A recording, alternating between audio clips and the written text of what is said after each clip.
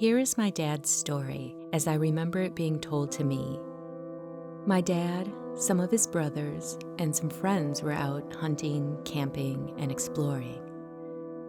After a while, the sky began to cloud over and darken, and it started to pour down rain.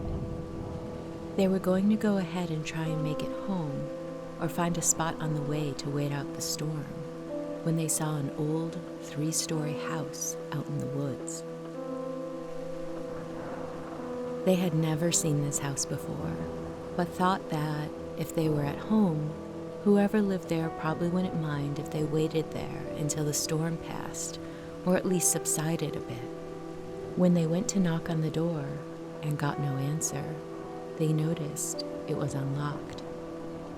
They looked through the windows and saw how dusty it was, with what furnishings that were left were sagging from age.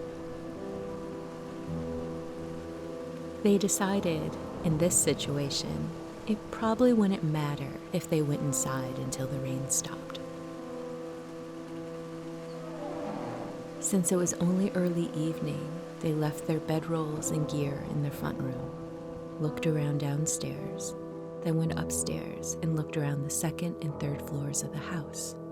The one detail I remember is the beautiful staircase with its carved banisters.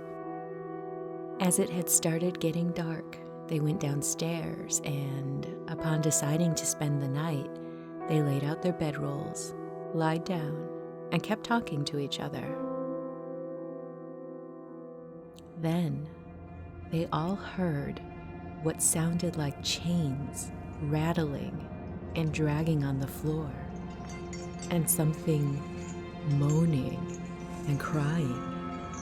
My dad said it sounded like it was walking from the top floor and coming down the staircase.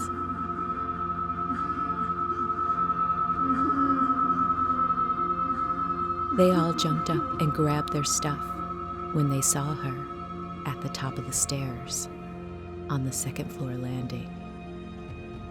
And she was coming down to the front room where they were. It was a woman in a long white dress. She had chains wrapped around her, which were dragging down the stairs with every step she took, and she was moaning and crying.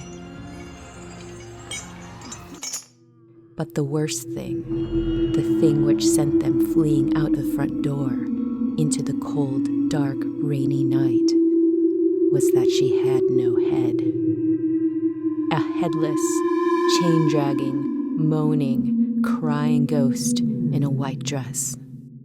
He said they ran through the woods without stopping until they got home.